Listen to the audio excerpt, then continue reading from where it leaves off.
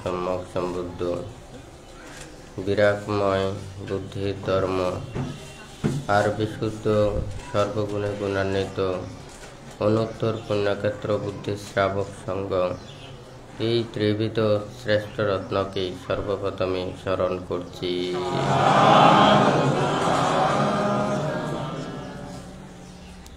রাঙ্গুনিয়া উপজেলাধীন মরিয়ম নগরস্থ গুমাইবিলের বুদ্ধ মহাধাতু চিত্তে উপস্থিত অত্র বুদ্ধ মহাধাতু চিত্তের সংশ্লিষ্ট দায়ক দায়িকা তথা হিঙ্গলা নিবাসী সুরজিৎ বড়ুয়ার জ্ঞাতিবর্গ সহ রাউজান বিনাজুরি এবং চট্টগ্রামের বিভিন্ন জায়গা হতে আগত সদ্ধর্মের পূজারী সদ্ধর্মপ্রাণ দায়ক দায়িকাবৃন্দা মহাকারণিক তথাগত বুদ্ধির বিরাগময় ধর্ম ত্যাগময় ধর্ম সকল প্রাণীর হিতসুখ মঙ্গল সাধনের বুদ্ধির এই অমৃতময় দেশনার প্রারম্ভে প্রত্যেকের প্রতি মৈত্রীময় আশীর্বাদ জানাচ্ছি।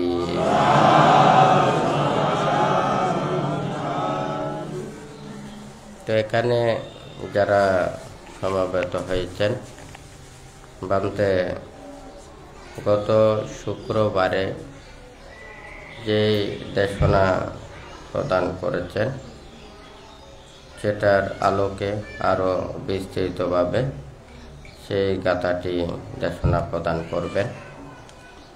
তো ভান্তে গত শুক্রবারে বলেছেন নাথি জানাং আপায়াসা পায়া নাথি আজায়াতো ইয়ামহি জানাঞ্চা পায়াচা সাবে নিভানা শান্তিকে, অর্থাৎ প্রজ্ঞাহীনের ধ্যান হয় না, যার কাছে ধ্যান নেই তাহার প্রজ্ঞা উৎপন্ন হয় না, যাহার ধ্যান ও প্রজ্ঞা উভয়ই আছে তিনি নির্বাণের সমীপবর্তী। এখানে বুদ্ধ যেই কথাটা বলেছেন প্রত্যেকে এখানে লক্ষ্য স্থান হচ্ছে নির্বাণ। কোন ধ্যান দ্বারা নির্বাণ লাভ করা যায়, নির্বাণ উপলব্ধি করা যায়, কোন প্রজ্ঞা বা জ্ঞান দ্বারা নির্বাণ সত্যকে উপলব্ধি করতে পারে সেই কথাটাই এখানে বলেছেন। কারণ যেখানে ধ্যান থাকবে না সেখানে প্রজ্ঞা উৎপন্ন হবে না। আবার যদি প্রজ্ঞাও নির্বাণমুখী না হয়, জ্ঞানও নির্বাণমুখী না হয়, তাহলে সেই ধ্যান দ্বারাও নির্বাণ লাভ করা যায় না। তাহলে আমাদের এটা ভান্তে গত শুক্রবারে বলেছেন এখানে তিনটা ভাগে বিভাগ করে বুঝিয়েছেন। একটা হচ্ছে যে সংজাননা, আর একটা হচ্ছে বিজাননা, আর একটা হচ্ছে প্রজাননা। সংজাননা হচ্ছে যে সংজ্ঞার দ্বারা জানা, আর বিজাননা মানে বিজ্ঞানের মাধ্যমে জানা, এবং প্রজাননা মানে প্রকৃষ্ট রূপে জানা। তো এখানে এটা তিনজনে তিনভাবে যে জেনেছেন। এখানে ভান্তে বলেছে যে কি, একজন হচ্ছে যে রাখাল বালক, আরেকজন হচ্ছে যে গ্রাম্য মানুষ, আরেকজন হচ্ছে যিনি বিভিন্ন স্বর্ণাকার স্বর্ণ রত্ন এগুলোকে যারা চিনেন, এগুলো আসল নকল পরীক্ষা করতে পারেন, এগুলোকে যথাযথভাবে ব্যবহার করতে পারেন সেই লোক। এখানে কোনো একজন রাখাল বালক যেমন ও রত্নগুলোকে চিনতে পারেন না, পরীক্ষা করতে পারেন না, এটার মূল্যায়ন সম্পর্কে জানেন না, সে শুধুমাত্র এর সৌন্দর্যটাকে দর্শন করে। কিন্তু গ্রাম্য মানুষ এটাকে এই রত্নগুলোকে হয়তো এটা মূল্যবান হিসেবে জানেন, কিন্তু এটাকে আসল নকল পরীক্ষা করতে পারেন না, এটাকে যথাযথভাবে ব্যবহার করতে পারেন না, এটার মূল্যায়ন সম্পর্কে যথাযথভাবে সে উপকার লাভ করতে পারে না। আর যিনি রত্নকার, ইনি সবগুলো এটা মূল্যায়ন করে এটাকে আসল নকল পরীক্ষা করে, ভালো মন্দ এগুলোকে পরীক্ষা করে যথাযথভাবে এটা কাজে লাগাতে পারে। তো ঠিক তদ্রূপ এখানে সংখ্যার দ্বারা জানা, আর একটা হচ্ছে যে বিজ্ঞানের দ্বারা জানা, আর একটা হচ্ছে যে প্রকৃষ্ট রূপে জানা। তো প্রকৃষ্ট রূপে জানাটাই হচ্ছে এখানে প্রজ্ঞার অংশ। এখানে ভান্তে যে ধ্যান বলেছেন, সবাই বলে মুক্তির কর্ম ধ্যান করা, হ্যাঁ, কিন্তু এই ধ্যান এটা নির্বাণমুখী হতে হবে। কারণ একটা চিন্তা ভাবনা ছাড়া কোনো কিছু কাজ করা যায় না। যারা সংসারের ভাবনা করেন, সংসারের জন্য চিন্তা করেন, এটা সংসারের ভাবনা, এটা নির্বাণের ভাবনা নয়। যেটা নির্বাণ পর্যন্ত নিয়ে যাবে, নির্বাণের জ্ঞান উৎপন্ন হবে, প্রজ্ঞা উৎপন্ন হবে, লোকোত্তর জ্ঞান লাভ করতে পারবে, এটাই হচ্ছে যে নির্বাণের সাধন। এখন ধ্যান বলতে তো সবাই জানে মুক্তির কাজ, কিন্তু বসে খেয়ে কি চিন্তা করছে, এটা হচ্ছে তো আসল বিষয়।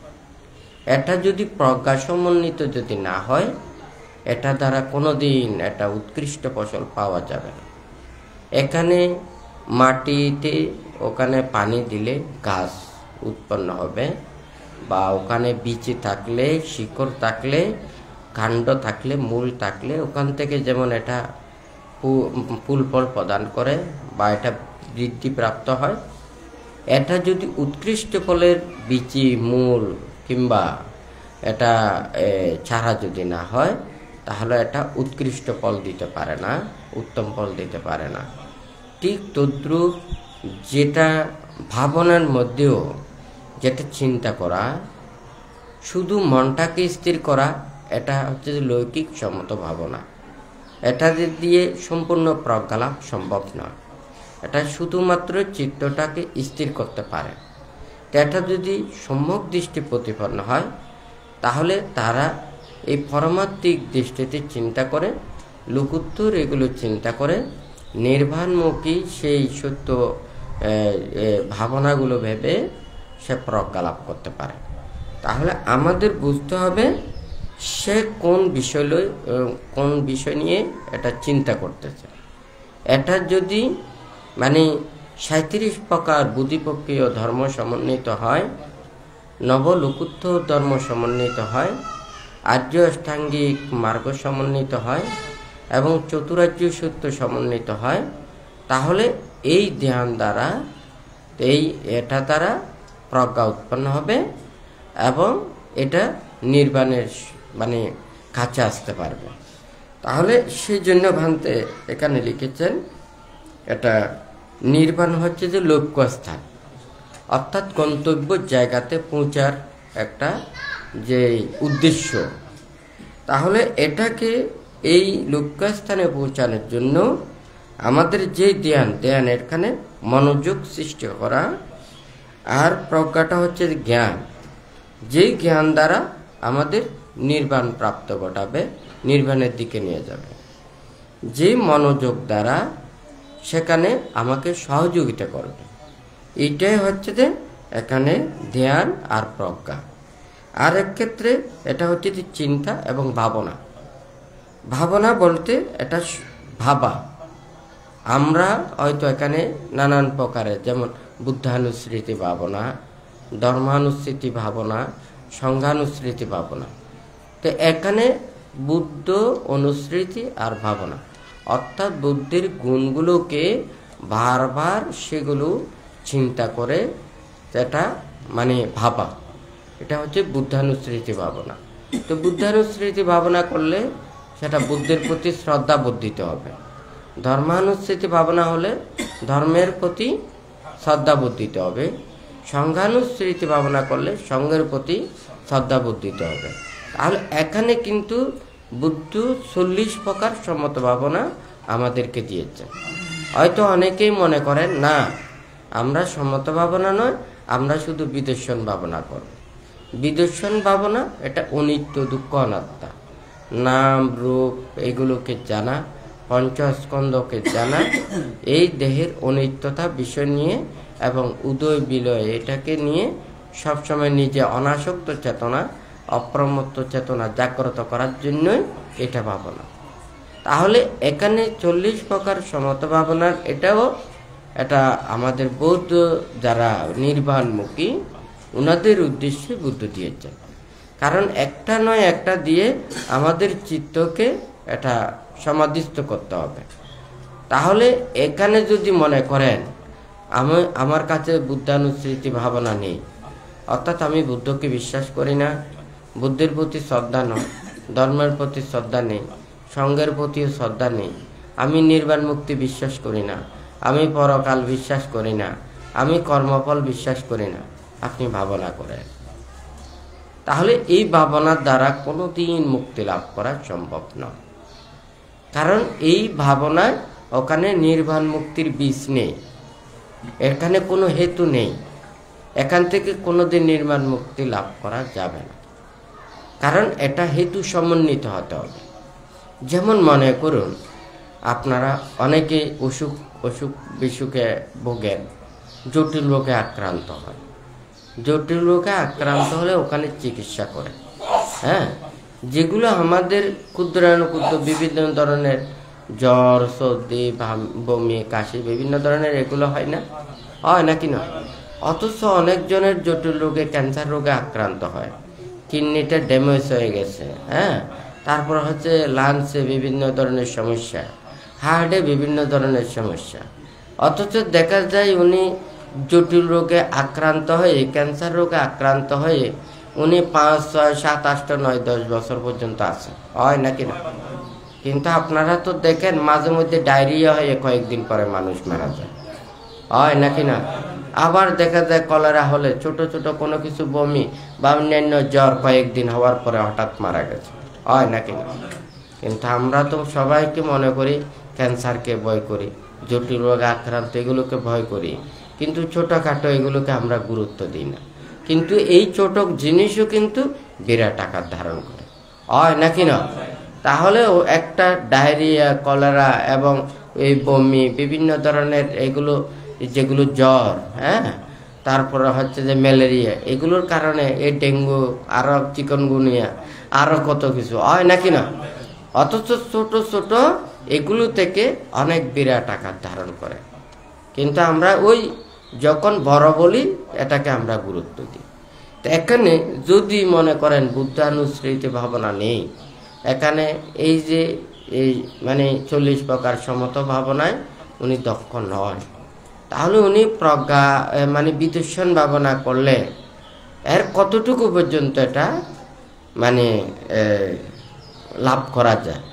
আপনারা হয়তো বিভিন্ন জায়গায় গেলে টেম্পোরারি প্লেট কতগুলো ব্যবহার করেন, হয় নাকি না? একবার ব্যবহার করে সেগুলো একদিকে ফেলে দেন, হয় নাকি না? কিন্তু আর কতগুলো এগুলো নিলে দীর্ঘদিন ব্যবহার করা যায়। আপনি যদি মনে করেন যে না, আমি ভাবনা করতেছি নিজের মনের সম্পূর্ণ সংযোজন ছিন্ন করার জন্য, পাপ কালিমা দূরীভূত করার জন্য, মনের মধ্যে যত লোভ, দেশ, মোহ, হিংসা, বিদ্যা, যেগুলো ক্লেশ, অবিদ্যা সংযোজনগুলো রয়েছে, এগুলোকে ধ্বংস করার জন্য আমি ভাবনা করছি, তাহলে এই ভাবনার পদ্ধতিটা আলাদা। আর যদি বলেন যে না, আমি এটা ভাবনা করছি, সারা দিন কত কষ্ট পরিশ্রম করতেছি, একটু করে মন চিত্ত সমন্বিত সংযোগে মানে সমাহিত করলে আমার ভালো লাগবে, শান্তি লাগবে, তাহলে এটা হচ্ছে যে টেম্পোরারি, হয় নাকি না? একটা মনে করেন ওখানে যখন খেলোয়াড়েরা খেলা খায় তখন পায়ে, গায়ে বা পায়ে, হাতে বিভিন্ন জায়গায় যখন ব্যথা পায়, তার সাথে সাথে ব্যস্ততার একটা ইনজেকশন অথবা অন্য কোনো পানি লাগাই দেয়, ও তখন কিন্তু ব্যথা অনুভব করে না, তাহলে সাথে সাথে এটা ওর সুস্থতা অনুভব করে। কিন্তু এটা তো ওর সম্পূর্ণ সেটা চিকিৎসা নয়, হয় নাকি না? তাহলে তাহাকে সেটা আঘাতপ্রাপ্ত হলে এটা যথাযথভাবে এটা চিকিৎসা নিতে হবে।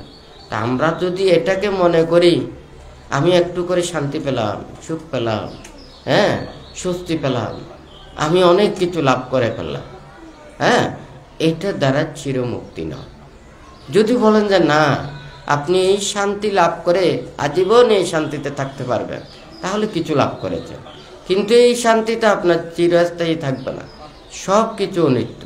হ্যাঁ, এই সুখ আছে, আবার এই সুখ চলে যাবে, আবার এখন দুঃখ পাচ্ছেন, এই দুঃখও চলে যাবে। কারণ আপনার যদি অনিত্য, দুঃখ, অনাত্মা এই ত্যাগের দ্বারা এই অনাসক্ত চেতনাগুলো যদি উৎপন্ন করতে না পারেন, ততক্ষণ পর্যন্ত এটা প্রজ্ঞালাভের কর্ম সম্পাদিত হবে না। সেই জন্য এখানে বুদ্ধ বলেছে যে কি, যার ধ্যান থাকবে না তার প্রজ্ঞা উৎপন্ন হবে না, আবার প্রজ্ঞা ছাড়াও ধ্যান হয় না। তো এখানে ধ্যান ভাঙতে যেটা বলেছে, এটা নির্বাণমুখী উদ্দেশ্য এবং নির্বাণমুখী হতে হবে। তাহলে এইটা যদি নির্বাণমুখী না হয়, তাহলে ওই ধ্যান দ্বারা এটা মুক্তি লাভ করা সম্ভব নয়। তো ভান্তে এখানে ধ্যানের কথা, ওখানে 40 প্রকার সমত ভাবনা রয়েছে, বিদর্শন ভাবনা রয়েছে। আমি যে এখানে ধ্যান করব, ওখানে বসে কি শুধু চোখ বন্ধ করে আমি শুধু নাকের টানবো আর ফেলবো, হ্যাঁ, টানা ফেলা এটা জানলাম, ফেটে ফুলা কমা এগুলো জানলাম, আমি ধ্যান জ্ঞান সব হয়ে গেল। এত সহজ পদ্ধতি নির্বাণ মুক্তি লাভ করা, জগতে অন্য কত কিছু আছে, লেখাপড়া বললে, শিক্ষা টিক্ষা বললে, কাজকর্ম বললে, এগুলো বলতে অনেক কষ্ট। হ্যাঁ, আর নির্বাণের কাছে এত সহজ, শুধু টানা ফেলা ফুলা কমা এগুলো হলে শেষ। এত সহজে নির্বাণ মুক্তি লাভ করা যায়। কিন্তু যে জিনিসটা খুব সহজে পায়, সেই জিনিসের প্রতি তত বেশি অবমূল্যায়ন করে, হয় নাকি নয়? আর যেই জিনিস যত বেশি কঠিনভাবে পাওয়া যায়, এই জিনিসের প্রতি তত বেশি নিজেদের গুরুত্ব থাকে, হয় নাকি না? তা আমরা যখন মনে করি নির্বাণ মুক্তি লাভ করাটা চোখ বন্ধ করে শুধু এটা কাজ করলে তো খুব সহজে আয়ত্ত করা যায়, সেই জন্য মনে করে আগে অন্যান্য কাজ করো, নির্বাণ মুক্তির কামটা পরে, কারণ ওগুলো তো সবসময় পারা যাবে। হ্যাঁ, এই আপনারা ঘরে বাড়িতে যেমন ছেলে মেয়েরা লেখাপড়া করে, হয়তো রান্না বান্না এগুলো পরে শিখবে না, হ্যাঁ, আগে লেখাপড়া করুক, আর ওগুলো কিছুদিন প্র্যাকটিস করলে ওগুলো সব কিছু রান্না বান্না করা যাবে বা অন্যান্য কাজকর্ম এগুলো শেখানো যাবে। কিন্তু আসলে ভান্তি কথাটা বলার অর্থ হচ্ছে, আমরা যেটাকে খুব বেশি সহজভাবে মনে করি, এটা কিন্তু সহজ না। যদি নির্বাণ মুক্তি যদি এত সহজ হতো, তাহলে ওই দিকে প্রাণীগণ, সত্যগণ অতি সহজে ওখানে অগণিতভাবেই মুক্তি লাভ করতে পারত। কিন্তু আসলে এই কর্মটাই সবচাইতে কঠিন। মানুষের এই মনটাকে সংযমিত করা, নিজের এই দেহটাকে, কায়কে সংযত করা, বাক্যটাকে সংযত করা, মনটাকে সংযত করে মনের কালিমাগুলোকে দূরীভূত করা, এটা হচ্ছে যে সবচাইতে কঠিন কাজ। সেই জন্য ভান্তে বলে যে প্রজ্ঞা লাভের জন্য, জ্ঞান লাভের জন্য আমাদেরকে অনেক ত্যাগ প্রয়োজন। শীল পরিপূর্ণ করতে হবে, সমাধি লাভ করতে হবে, প্রজ্ঞার পরিপূর্ণতা অর্জন করতে হবে। তাহলে বুদ্ধও কিন্তু শীলের পরিপূর্ণতা, যেমন এখানে পঞ্চশীল রয়েছে, অষ্টশীল রয়েছে, 10 শীল রয়েছে, 227 শীল রয়েছে, দুতাঙ্গ শীল ব্রত এগুলো রয়েছে, এগুলোকে পূর্ণ করা। আপনারা যদি বলেন যে না, আমরা তো গৃহী, এতগুলো শীল কিভাবে পালন করব, হ্যাঁ, তাহলে আপনার মনের মাধ্যমে যদি নিজেকে সংযমতা অবলম্বন করে, তাও তো শীল, হয় নাকি নয়? ত্যাগ অনুশীলন করে, তাও তো শীল। তাহলে শুধুমাত্র ড্রেসটার মধ্যে পার্থক্য, হয় নাকি না? তাহলে শীল পরিপূর্ণ করতে চাইলে তাহলে এটা আস্তে আস্তে আস্তে আস্তে নিজেকে বাড়াতে হবে, হয় নাকি না? তাহলে সমাধির পূর্ণতা করতে হবে। সমাধির ওখানে প্রথম ধ্যান, দ্বিতীয় ধ্যান, তৃতীয় ধ্যান, চতুর্থ ধ্যান আদি লাভ করে ওখানে কিন্তু উপরে যেতে হবে, হয় নাকি না? তারপরে হচ্ছে যে উপরে প্রজ্ঞা, শ্রোতাপত্তি, সুকৃতগামী, অনাগামী, অরহত, মার্গ ফলে এগুলোতে অধিষ্ঠিত হওয়া হয় নাকি না? এখন যদি বলে যে আমার এতগুলো শিল্পতি পালন করতে হবে, আমি তো 5টা শিল্পতি পালন করতে পারি না, আমি কি করে ওখানে 8টা শিল পালন করব? 8টা শিল পালন করতে পারি না, 10টা শিল কিভাবে পালন করব? হ্যাঁ, দেখেন, যখন সংযমতার কথা বলি, যখন ত্যাগের কথা বলি, যখন বিনয়ের কথা বলি, যখন নীতির কথা বলি, তখন বলে যে না, এগুলো আমি পারবো না, আমি শুধু টানতে ফেলতে পারবো, ফুলা কমা এগুলো করতে পারবো, আর অন্য কোনো কিছু করতে পারবো না।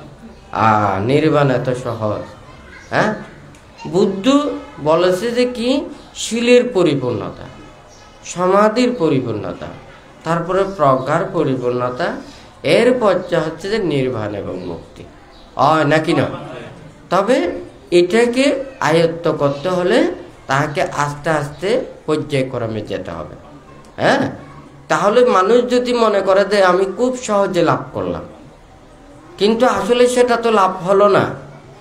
আপনি যদি মনে করেন এখানে একটা জিনিসের দাম হচ্ছে যে অনেক লক্ষ লক্ষ টাকা, তাহলে আপনাকে যদি এটা 500 টাকা দিয়ে যদি এটার মূল্য নির্ধারণ করে, এটা কি প্রকৃত আপনার কি এটা দামি জিনিস হলো? হ্যাঁ, তাহলে যেই জিনিসের দাম হচ্ছে যে লক্ষ লক্ষ টাকা, আপনি 500 টাকা দিয়ে এটা কিনে নিয়েছেন, তাহলে এটা কোনোদিন আসল জিনিস না, এটা নিশ্চয়ই ওখানে নকল জিনিস, হয় নাকি না? তাহলে ঠিক তদ্রুপ যে নির্বাণ মুক্তি প্রজ্ঞাটা অনেক ত্যাগের মাধ্যমে মানুষ লাভ করে। আর আপনি যদি মনে করেন যে আমি খুব সহজে লাভ করলাম, হ্যাঁ, তাহলে এটা কিন্তু নিজের সেটা বিশ্বাস মাত্র, প্রকৃত নয়। এটাকে লাভ করতে হলে নিজের সংযমতার মাধ্যমে লাভ করতে হবে। আপনি যদি যত বেশি আপনি জ্ঞান লাভ করেন, প্রজ্ঞা লাভ করেন, নিজের চিত্তকে সমাধিস্থ করেন, তাহলে তো আপনি সংযমিত হবেন, আপনি দমিত হবেন, আপনি এই শীল, বিনয়, নিয়ম, নীতি এগুলো আচরণ করতে আপনার কোনো কষ্ট হবে না। হ্যাঁ, তা আপনার এগুলো সব সহজ হয়ে যাবে, কারণ আপনার কি নেই, কোনো কিছুর প্রতি আসক্তি নেই, কোনো কিছুর প্রতি আপনার দুর্বলতা নেই। তাহলে আপনার লোভ আসবে কোত্থেকে, দেশ আসবে কোথা থেকে, মোহ আসবে কোথা থেকে, হিংসে আসবে কোথা থেকে, হয় নাকি না? তাহলে ওখানে যখন আপনি নিজে প্রজ্ঞা দ্বারায় যদি অন্তরের যা কিছু এগুলো লোভ, দেশ, মোহকে ধ্বংস করতে পারে, তাহলে খুব সহজে সব কিছু ত্যাগ এগুলো আচরণ করতে পারবে, হয় নাকি না?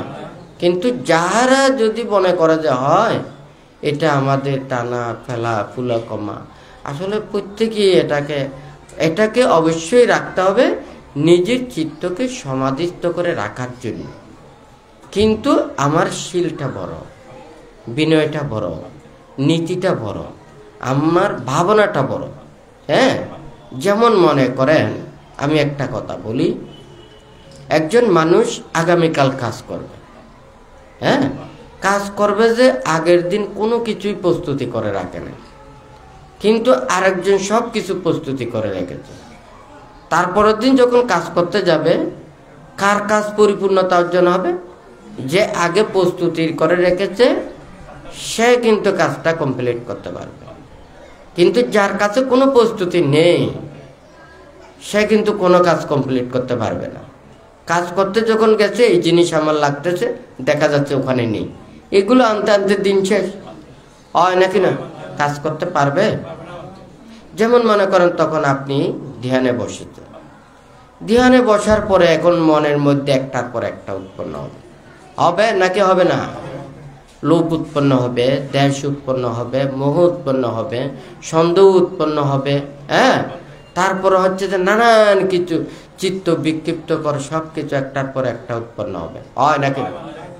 কিন্তু আপনি তো এই শিক্ষাগুলো নিয়ে আসেন না, আপনার 37 প্রকার বুদ্ধিপক্ষীয় ধর্ম নেই, আপনার ওখানে 40 প্রকার সমত ভাবনার সেই জ্ঞানগুলো আপনার নেই, তখন আপনি কোনটাকে দিয়ে এটা মীমাংসা করবেন?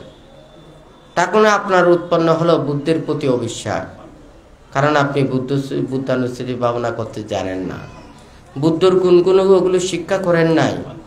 তাহলে এই বুদ্ধের গুণগুলো ভাবলে বুদ্ধির প্রতি অবিশ্বাস এটা দূরীভূত হবে। হ্যাঁ, পান্তে বলেছে যে কি, আমাদের যেমন এখানে এই নানান প্রকারের এখানে পরিষ্কার করার অনেক কিছু আছে। টাইলস পরিষ্কার করার আলাদা আছে, গ্লাস পরিষ্কার করার আলাদা আছে, কমেট পরিষ্কার করার আলাদা আছে, তারপর কাপড় পরিষ্কার করার আলাদা আছে, তারপর প্লাস্টিক জাতীয় এগুলোর জন্য আলাদা আছে, হয় নাকি না? আর অন্যান্য মনে করেন জীবাণুনাশক আর অন্যান্য কিছু আছে। তাহলে আমাকে ওষুধগুলো ব্যবহার করতে হবে যে কি, যেটার জন্য যেটা প্রয়োজন আমাকে এটা ব্যবহার করতে হবে। আমার যদি ওই জিনিসটা যদি না থাকে, আমি কি সাবান দিয়ে সব কিছুকে ধোয়া যাবে? হ্যাঁ, এটা তো কাপড় ধোয়া যাবে, আর অন্যান্য কিছু ধোয়া যাবে না। তাহলে এই বুদ্ধ 40 প্রকার সমতা ভাবনা কিন্তু এমনি দেয়নি। হ্যাঁ, যেটা অপূরণ থাকে সেটাকে পূরণ করে আপনাকে শিক্ষাটা নিতে হবে, হয় নাকি না? আমাদের শরীরে বিভিন্ন প্রকারের রোগ ব্যাধি হয়, অমুক ভিটামিনের অভাবে এই রোগ হয়, অমুক ভিটামিনের অভাবে এই রোগ হয়, হয় নাকি না? যখন ডাক্তাররা কি বলে, এই রোগ হলে তাহাদেরকে এই ভিটামিন জাতীয় এই খাবারগুলো খেতে হবে, ফলগুলো খেতে হবে, ওষুধ খেতে হবে, হয় নাকি না? আর না পেলে ট্যাবলেট খেতে হবে, ক্যাপসুল খেতে হবে, হয় নাকি না? তাহলে ঠিক তদ্রূপে অমুক ভিটামিনের অভাবে এই রোগটা সৃষ্টি হয়, আমাকে এটা ট্রিটমেন্ট নিতে হবে। তাহলে এই যে চিত্তের প্রতিটা মুহূর্তে এক একটা উৎপন্ন হবে, এইটুকুলোকে দমন করার জন্য, এইগুলোকে যথাযথভাবে শিক্ষা নেওয়ার জন্য আপনাকে কি করতে হবে? 37 প্রকার বুদ্ধিপক্ষীয় ধর্ম এগুলোকে আয়ত্ত করতে হবে, আর্যাষ্টাঙ্গিক মার্গপথে চলতে হবে, চতুরার্য সূত্রকে ভাবতে হবে, হয় নাকি না? এখন আপনার তো এগুলো কোনো কিছুই জানেন না, শুধু জানেন ঠান্ডা ফেলা ফুল ক্ষমা, আর অন্য কোনো কিছু আজ শিখতে হবে না। সব কিছু ওখানে অটোমেটিক কি আপনি জানতে পারবেন, বুঝতে পারবেন। শিক্ষাটাও সহজ, একেবারে সহজে ওখানে জ্ঞান লাভ করা। হ্যাঁ, তাহলে এতগুলো ত্যাগ কি জন্য, এতগুলো শীল কি জন্য, এতগুলো বিনয় কি জন্য, এতগুলো নীতি কি জন্য, হয় নাকি না? তাহলে নির্জন অরণ্যে এই যে মানে কাষ্ঠবৎ হয়ে এইভাবে ধ্যান করা, ত্যাগ অনুশীলন করা, হ্যাঁ, তাহলে এত ত্যাগ কি জন্য? তাহলে তো বুদ্ধি জ্ঞান লাভ করার জন্য এই সাধারণ এটা আনাপান শুধু করলেই হয়ে যেত, হয় নাকি না? কিন্তু আমরা এই যে কঠিনকে খুব সহজভাবে মনে করে এটার প্রতি যথাযথভাবে গুরুত্ব না দিয়ে আমরা অবহেলার মাধ্যমে সারা জীবন চলে যায়। মৃত্যুর পূর্ব করে যখন আসে, দিন তো সব শেষ হয়ে গেছে, সময় তো সব চলে গেছে, এখন কিন্তু ওই সময় চলে গেলে কিন্তু অসময়ে কাজ করতে পারে না, হয় নাকি না? তো সেই জন্য আপনারা যারা দায়ক দায়িকা, উপাসক উপাসিকাদের জন্য এটা বলার অর্থ হচ্ছে যে কি, প্রত্যেকের এটা নির্বাণ মুক্তির যথাযথভাবে বিশ্বাসটা স্থাপন করা। অর্থাৎ আমরা এইভাবে চলে আমরা পঞ্চশীল প্রতিপালন করব, অষ্টশীল প্রতিপালন করব, ধর্ম কথা বিশ্বাস করব, আমরা যতটুকু পারব ততটুকু মানে ত্যাগের মাধ্যমে আমরা অনুশীলন করব, হয় নাকি না? কিন্তু আপনারা যদি মনে করেন মানে আমাদের এটার মাধ্যমে আমাদের জ্ঞান লাভ হয়ে গেল, আমাদের প্রজ্ঞা লাভ হয়ে গেল, আমরা নির্বাণ মুক্তির কাছে চলে আসলাম, এটা কিন্তু ভুল হবে, হয় নাকি না? তাহলে বুদ্ধ বলেছে যে কি, আপনার এখানে কেউ আগে যায়, কেউ পরে যায়। হ্যাঁ, অনেকে সংসারের দায় দায়িত্বে বিভিন্ন এগুলোর কারণে হয়তো এখানে আপনাদেরকে কঠোরতাভাবে আমরা বলতেও পারবো না, জোর দিতেও পারবো না, কারণ আপনারা একটা দায়িত্বের মধ্যে আছেন। তো এগুলো শীল বিনয় ধর্ম আচরণের মাধ্যমে নিজেদেরকে রক্ষা করতে হবে।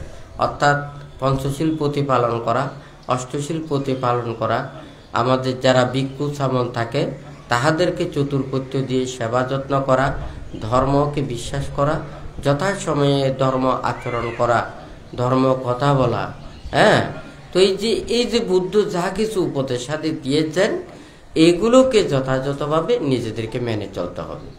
কিন্তু আপনারা যদি মনে করেন যে না, আমরা এতগুলো এই ধর্মের নীতি শিক্ষা এগুলো আমরা বিশ্বাস করি না, আমরা কর্মফল বিশ্বাস করি না, আমরা জন্ম জন্মান্তর বিশ্বাস করি না, আমরা এতগুলো শীল পালন করতে পারবো না, আমরা চতুর্পত্য দিয়ে সঙ্গদেরকে সেবা করতে পারবো না, তাহলে যদি আপনারা যদি এগুলো বলেন, তখন কিন্তু ওখানে আর দায়কের কোনো দায়ক থাকবে না, বৌদ্ধ বলে কোনো বৌদ্ধ হবে না, বুদ্ধের পূজারী বললে এগুলো পূজারী হবে না, এগুলো ধর্ম রক্ষাকারী বললে কোনো ধর্ম রক্ষাকারী হবে না। অর্থাৎ আমরা যদি বুদ্ধির সান্নিধ্যে থাকতে চাই, অর্থাৎ নির্বাণ মুক্তির কর্মপথে যদি আমরা থাকতে চাই, তাহলে অবশ্যই বুদ্ধের সান্নিধ্যে আসতে হবে। কারণ বুদ্ধ বলেছে যে কি, পাপাঞ্চা বিরাতা পাজা নিভা পাঞ্চা তথাগতা। বুদ্ধ বলেছে যে কি, একমাত্র বুদ্ধই ত্যাগের কথা বলেন, অন্য সাধারণ মানুষেরা সব সময় প্রপঞ্চের মধ্যে জড়িত। তাহলে বুদ্ধ সব সময় এই যে নির্বাণাং পারামাং বাদান্তি বুদ্ধা, বুদ্ধগণ নির্বাণকে পরম এবং শ্রেষ্ঠ বলেন। তাহলে যাহা কিছু উপদেশ শিক্ষা যেগুলো বুদ্ধ দিয়ে থাকেন, এটা ত্যাগের জন্য, বিরাগের জন্য, নিরোধের জন্য নির্বাণমুখী শিক্ষা উপদেশই দিয়ে থাকেন। তাহলে আমি যদি এগুলোকে অবিশ্বাস করি, এগুলোকে যদি প্রতিপালন না করি, তাহলে কোনো দিন আমি বৌদ্ধও হব না, আমি বুদ্ধের পূজারীও হব না, আর মুক্তি লাভ করাও আমার সম্ভব হবে না, হয় নাকি না? কিন্তু আমরা তো জন্মগত ক্ষেত্রে সবাই বলি, জন্ম হিসেবে আমরা যেহেতু বৌদ্ধ, সবাই বৌদ্ধ হিসেবে বলতেছি, হয় নাকি না? কিন্তু আপনি যদি প্রকৃত বৌদ্ধ না হন, এগুলো যদি আচরণ না করেন, তাহলে এটা কিন্তু আরো সবচাইতে বেশি ক্ষতি হবে। যেমন মনে করেন একটা গাড়ির ড্রাইভার, এই গাড়ির ড্রাইভারটা যদি মনে করেন এটা যদি প্রকৃত গাড়ি চালাতে জানেন বটে, এ যদি গাড়ি চালালেও এ যদি হাইজাকার হয়, কি করবে? কি করবে? সবাইকে এমন জায়গায় নিয়ে একেবারে সোলানি মারবে, হয় নাকি না? কারণ সে তো গাড়ি চালাতে জানে, সে কোন দিকে নিয়ে যাবে তার সুবিধা মতো স্থান দিয়ে, হয় নাকি না? তাহলে আপনাদেরও যদি গাড়ির ড্রাইভার যদি মনে করেন যথাযথভাবে ধর্মকে বিশ্বাস করে না, শ্রদ্ধা করে না, হ্যাঁ, আপনি মনে করেন একটা পঞ্চশীলের একটা শিল প্রতিপালন না করেন, এটা হচ্ছে আপনার ব্যাপার। আপনি 5টা শীল পালন করেন অথবা নাইবা পালন করেন, কিন্তু ত্রিরত্নের প্রতি শ্রদ্ধা, কর্মফলের প্রতি বিশ্বাস, ধর্মের প্রতি বিশ্বাস, এটা সম্পূর্ণ আলাদা, হয় নাকি না? আপনি যখন অফিসে কাজ করেন, অফিসে কর্মদক্ষতার যোগ্যতা অনুযায়ী আপনাকে ওখানে মানে বেতন দেবে, হয় নাকি না? আপনার নীতি কতটুকু ভালো খারাপ এটার বিচার অন্যদিকে, হয় নাকি না? কারণ কাজের একটা ডিমান্ড আর নীতির আর একটা ডিমান্ড, হয় নাকি না? আপনি ভালো কাজ করবেন, সেই অনুযায়ী আপনাকে বেতন দেবে। আপনি যদি অন্যায় পথে চলেন, এটার বিচার অন্যদিকে, হয় নাকি না? তাহলে সবাই যদি, আপনারা যদি মনে করেন আমি পঞ্চশীল প্রতিপালন করতে পারি না, তাহলে আমি বৌদ্ধ ধর্ম থেকে একবারে সম্পূর্ণ বিচ্যুত, হ্যাঁ, এটা মনে করাটা ভুল। আপনার যথাযথ শ্রদ্ধা থাকতে হবে, ভক্তি থাকতে হবে, বিশ্বাস থাকতে হবে। ঠিক আছে, আমি পাচ্ছি না, কিন্তু আরেকজনে পারছে, আমি তাহাকে সহযোগিতা করতে পারবো, হ্যাঁ, আমি অন্যায় করতে পারবো না, আরেকজন প্রতিবন্ধকতা করতে পারবো না, আরেকজনকে বাধা দিতে পারবো না, হ্যাঁ, তাহলে আপনি প্রতিপালন করতে না পারলেও কিন্তু আপনার পুণ্যবোধ দিতে হবে, আপনার চেতনাটা আছে, হয় নাকি না? আজকে পারছেন না, কিন্তু একদিন না একদিন আপনার এই চেতনাটা বিরাট আকার ধারণ করবে, হয় নাকি না? আর যদি আপনি বলেন যে না, আমি তো পঞ্চশীল পালন করি, আমি 5টা শীল প্রতিপালন করি, কিন্তু আমি আরেকজন শীল পালন করে যে আমি তার প্রতি সহানুভূতি করতে পারি না, সাহায্য করতে পারি না, তাহলে কিন্তু আপনি যতটুকু নিজে আয়ত্ত করবেন, ওই আরেকজন পঞ্চশীল প্রতিপালন করেন না, কিন্তু অপরজনকে সহযোগিতা করেন, এই কিন্তু সবসাথে প্রিয় হবে, হয় নাকি না? বান্দার কথাটা হচ্ছে যে ও নিজেকে নষ্ট করছে, কিন্তু অপরজনকে কিন্তু নষ্ট করতেছে না। এর নিজে স্বার্থপর, নিজে শীল পালন করছে, কিন্তু আরেকজন ধর্ম অনুসারীকে রক্ষা করতেছে না। কার্তি একটা বড় জিনিস, ও নিজে ধ্বংস করছে কিন্তু অপরজনকে রক্ষা করছে, আর নিজে স্বার্থপরের মতো নিজে রক্ষা করছে কিন্তু অপরজনকে সহযোগিতা করছে না, হয় নাকি না? হ্যাঁ, আমাদের সবাই তো এখানে জানে এই সম্রাট অশোকের কথা। নিজের ক্ষেত্রে নিজে কিন্তু অনেক হীন, কিন্তু ধর্ম এবং শাসনের ক্ষেত্রে কিন্তু অনেক মহান, হয় নাকি না? তাহলে সে নিজে সেটা লাভ করতে পারলো না, কিন্তু অপরজনের জন্য কতগুলো করে দিয়েছে।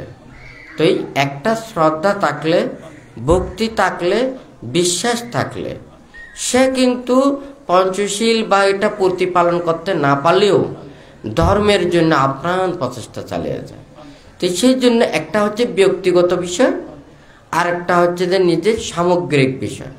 আপনারা যখন একটা বিহারে যান, একটা ধর্মস্থানে যান, হয় নাকি না? কেউ 5টা শিল পালন করেন, কেউ 4টা, 3টা, 2টা, 1টা, কেউ দেখা যায় যে একটা শিলও প্রতিপালন করে না, হয় না? কিন্তু ধর্মস্থানে গেলে যার যার নিজের কর্মদক্ষতা, সাহায্য, চেতনা এগুলো দিয়ে সবাই মিলেমিশে একটা ধর্মপূর্ণ কাজ করে, হয় নাকি না? তাহলে চেতনাটা থাকলে সবাই মিলে যে কোনো কাজ করা সহজ, হয় নাকি না? আর যদি এটা নিজের কর্ম সম্পাদন করতে পারলে, নিজের শীল প্রতিপালন করতে পারলে, ধর্ম আচরণ করতে পারলে নিজের ইহকাল এবং পরকালের অনেক কিছু সেটা মানে ফলপ্রসূ লাভ করা যায়, হয় নাকি না? তো এই ভান্তে সেই জন্য বলে যে যারা আমাদের ভিক্ষু সমন রয়েছে, আমাদেরকে উভয় দিকটা দেখতে হয়। একটা হচ্ছে নিজেকে রক্ষা করা এবং দায়ক দায়িকা, উপাসক উপাসিকাদেরকে ধর্মপথে পরিচালিত করা। হ্যাঁ, এই দুইটা হচ্ছে যে আমাদের দায়িত্ব।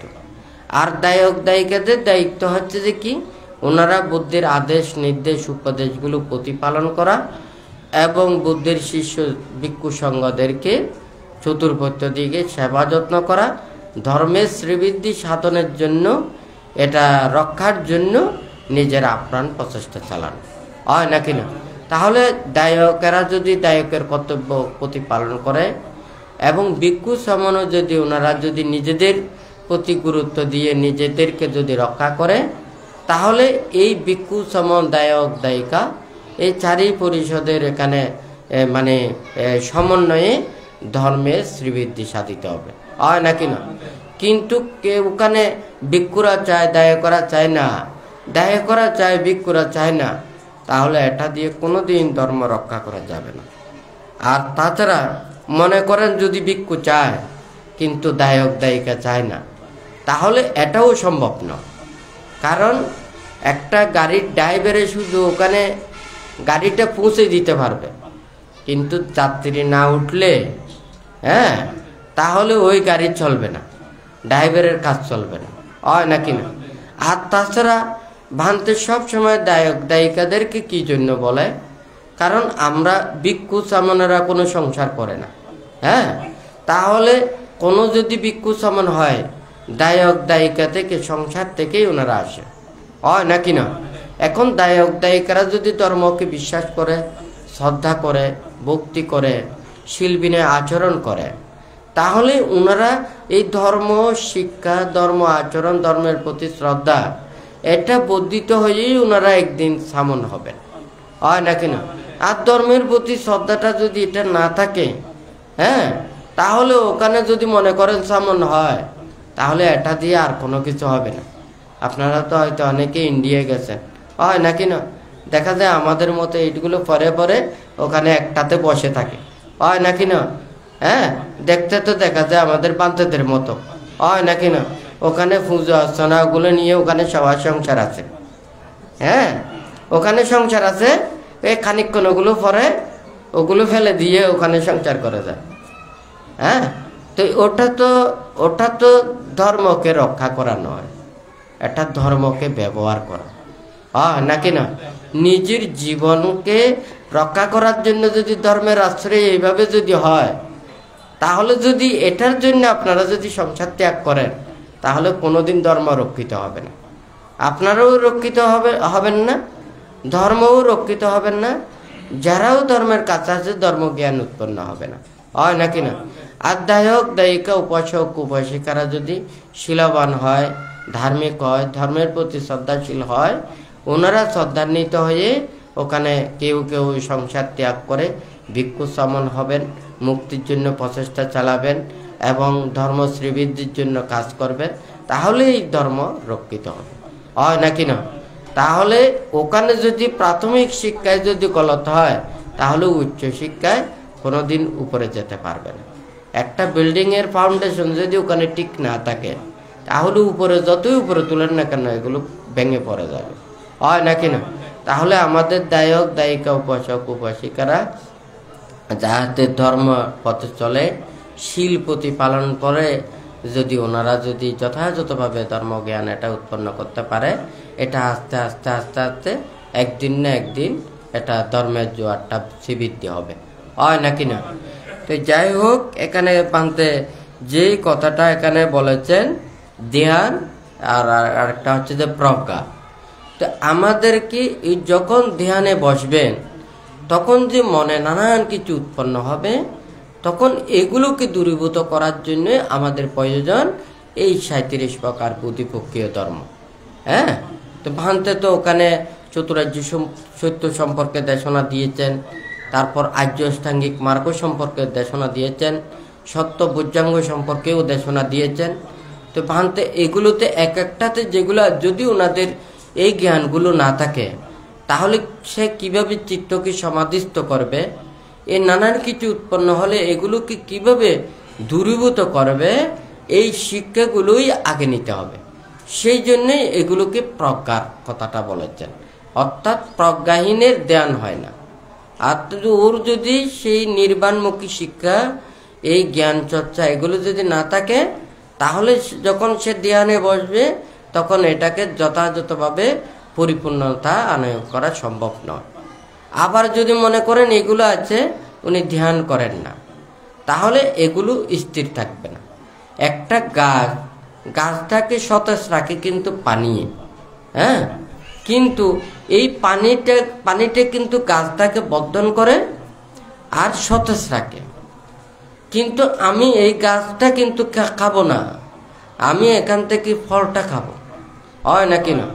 আমার ফলের জন্য কিন্তু গাছটাকে যত্ন করতে হচ্ছে, আমার ধ্যান করতে হচ্ছে, আমার প্রজ্ঞাটা স্থিতির জন্য, বর্ধিত হওয়ার জন্য, হ্যাঁ, পরিপূর্ণতার জন্যই আমাকে কিন্তু ধ্যান করতে হচ্ছে। অর্থাৎ প্রতিক্ষণ ধ্যান করতে হবে চিত্ত সমাধিস্থ রাখার জন্য, নিজের লক্ষ্যস্থানের দিকে রাখার জন্য। আর প্রজ্ঞা কি করবে? সব সময় সে লক্ষ্যস্থানের দিকে নিয়ে যাবে। যেমন একটা বোট চলে, সে বোট দিয়ে অমুক জায়গায় যায়, তাহলে সব সময় পেছনের দিকে থেকে মুখটা লক্ষ্যস্থান দিয়ে পৌঁছানোর দিকে মুখটা রাখতে হয়, হয় নাকি না? আর মেশিনটা শুধু চলতে থাকে, কিন্তু আমার লক্ষ্যস্থানটা যদি ঠিক না থাকে, মেশিন চলতে থাকবে কিন্তু লক্ষ্যস্থানে পৌঁছানো যাবে না, কারণ ওটার দিক তো ওই দিকে নয়, হয় নাকি না? তাহলে এই দিকটা সব সময় ঠিক রাখবে, এটা হচ্ছে যে প্রজ্ঞা দিয়ে, হ্যাঁ। আর ধ্যানটা হচ্ছে যে সব সময় নিজের চিত্তকে সমাধিস্থ করবে, রাখবে। তাহলে আমার যদি মনে করেন দিকটা আমি ওই দিকে রেখেছি, আমার মেশিনটা বন্ধ, হয় নাকি নয়? তাহলে ওই দিকে যাবে? ওইদিকে যাবে না। তাহলে আমার লক্ষ্যটা ঠিক ওইদিকে রাখতে হবে, আমার মেশিনটা সব সময় চালনা রাখতে হবে, তাহলে ওই লক্ষ্যস্থানে পৌঁছা সম্ভব হবে, হ্যাঁ। তো সেই জন্য এখানে বলেছে ইয়মহি জানাঞ্চা পায়াচা সাবে নিব্বান শান্তিকে। তাহলে যাহার ধ্যান এবং প্রজ্ঞা উভয়ে আছে, সে নির্বাণের কাছে যেতে পারবে, হ্যাঁ। তাহলে ঠিক তদ্রূপে প্রত্যেকেরই এটা মনে করতে হবে, যাহাতে আমাদের অনেকেই মনে করে ধ্যান বললে এটা মুক্তির কাজ, কিন্তু মনের মধ্যে কোন ধ্যান রয়েছে, তাহলে তার যদি এটা মিথ্যা দৃষ্টি প্রতিপন্ন হয়, কারণ এটা বারবার অনেকবার বান্তে দেশনায় বলেছেন, জন্ম জন্মান্তর বিশ্বাস করা কিংবা না করা, কর্মফল বিশ্বাস করা এবং না করা, তীরত্নের প্রতি শ্রদ্ধা রাখা কিংবা না রাখা, নির্বাণ মুক্তি বিশ্বাস করা না করা, এটা কিন্তু অনেক বড় ফ্যাক্টর। কারণ এইগুলো নিয়ে অনেক কিছু নিজেদেরকে উন্নতির দিকেও নিতে পারে, আবার সেটা খারাপের দিকেও নিতে পারে। অর্থাৎ একটা এই বিশ্বাসগুলো মানুষের অনেক কিছু কারণ হয়। আমি একটা কল্যাণ মিত্রকে আমি কল্যাণ মিত্র জানলাম না, আমি শত্রুকে কিন্তু মিত্র রূপে জানলাম, তাহলে আমার বিরাট বিপদ হতে পারে, এমনকি আমার জীবনও পর্যন্ত ধ্বংস হতে পারে, হয় নাকি না? সে যদি সঠিক কল্যাণ মিত্রের সান্নিধ্যে যদি থাকে, সে প্রকৃত, তাহলে কোনো কিছু থেকে, সে সৎ কিছু থেকে কোনোদিন বঞ্চিত হবে না। সে একদিন না একদিন লাভ করবে, একদিন না একদিন সে উপকার পাবে, হয় নাকি না? তাহলে একটা বিশ্বাস করা কিংবা না করা, এটা কিন্তু মন অনেক কিছু বড়, হয় নাকি না? তাহলে ঠিক তদ্রূপ ভান্তে এগুলোকে পুঙ্খানুপুঙ্খ পাবে কারা এইভাবে চেতনাগুলো না থাকলে তাহাদের কি গতি হয়, সে কথাও বান্ধে বলেছেন। তাহলে এইগুলোকে যথাযথভাবে সে তোয়াক্কা না করে যদি শুধুমাত্র ভাবনা করে, এটা দিয়ে কোনোদিন মুক্তির পথে আসা সম্ভব নয়। কিন্তু আজকাল তো সব কিছু ভাবতে, সব কিছু বলে যে ধর্ম এমন একটা জিনিস, ধর্ম কোনো ব্যবসা নয়, ধর্ম কোনো ব্যবসা নয়। ধর্ম হচ্ছে আমাদের মনের প্রকৃত পরিশুদ্ধ আনয়নের জন্য একটা ট্রিটমেন্ট। হ্যাঁ, যেমন রোগমুক্তির জন্য সবাই ডাক্তারের শরণাপন্ন হয়, ওষুধ খায়, হয় নাকি না? কিন্তু আমরা যদি সঠিক ডাক্তার এবং যথাযথ চিকিৎসা যদি এগুলো না পাই, তাহলে রোগ থেকে নিরাময় হওয়া সম্ভব না, হয় নাকি না? ঠিক তদ্রূপ ধর্মকেও আমরা প্রত্যেকের মনের পরিশুদ্ধতা অর্জনের জন্য, প্রশান্তির জন্য, শান্তির জন্য এতগুলো যারা মানুষেরা আছে, হ্যাঁ, এখানে টাকা পয়সা ধন দৌলতের জন্য মানুষ কষ্ট পাচ্ছে না, সবাই কষ্ট বেশিরভাগ পাচ্ছে মনের এই অশান্তির জন্য, মনোমালিন্যের জন্য, হ্যাঁ, শত্রুতামের জন্য, হিংসার জন্য, হয় না? তাহলে ধর্ম পথে এসে মনটাকে যদি সঠিক কর্মপথের দিকে যদি আনতে পারে, তাহলে এই মানুষের মধ্যে এত হানাহানি, সংঘাত, মানুষের প্রতি অত্যাচার, এগুলো কোনো কিছুই থাকবে না, হয় নাকি না? যদি মনটাকে সে শুদ্ধ করতে পারে। তো ধর্ম তো এই মনটাকে শুদ্ধ করার ঔষধ। আর আমরা যদি এটাকে যদি সেটা ব্যবসার মতো চিন্তা করি, এটা যদি বাণিজ্যের মতো চিন্তা করি, এটা যদি আমরা স্বার্থের জন্য চিন্তা করি, আমাদের নিজেদের স্বার্থ উদ্ধারের জন্য যদি এটাকে ব্যবহার করি, এটা তো বিরাট ক্ষতির কারণ হয়ে যাবে, হয় নাকি নয়? যেটা আমাদের মুক্তির, সেটা হয়ে যাবে যে যুক্তির, আর যেটা হবে যে সেবার, এটা হয়ে যাবে অত্যাচারে, হয় না? কথা ঠিক আছে না? তাহলে মানুষের এই শুদ্ধ পথে আসার জন্যই ভান্তে বলেছে যে কি, এই বুদ্ধের কথাগুলো যে চাকুন চাপা জানাতি রূপে চাপা জানাতি, আমাদের এই চোখ দুইটা না থাকলে আমরা অনেক কিছু থেকে বঞ্চিত হয়ে যাব। অর্থাৎ এই যে যা কিছু এখানে দেখা যাচ্ছে, কোনো কিছু এগুলো দেখা যাবে না, হয় নাকি না? আর এই দর্শনজনিত জ্ঞান, হ্যাঁ, উৎপন্ন করা কোনোদিন সম্ভব নয়। যারা জন্মান্ধ হয়ে জন্ম নিয়েছে, সেই বলতে পারে সেই চোখ দুইটা অভাবের কারণে সে কত অসুখী, হ্যাঁ, সে জন্মান্ধ বলতে পারে। কিন্তু আমরা তো জন্ম থেকে যখন চক্ষু পেয়েছি, এই চোখের মূল্যায়নগুলো বুঝতেছি না, গুরুত্ব দিচ্ছি না, হয় নাকি না? চোখে কম দেখলে তো এখন তো বৈজ্ঞানিক প্রযুক্তিতে চশমা টশমা আছে, হয় নাকি না? এগুলো ব্যবহার করব। আরও যদি হয় ওখানে লেন্স ব্যবহার করব, হয় নাকি না?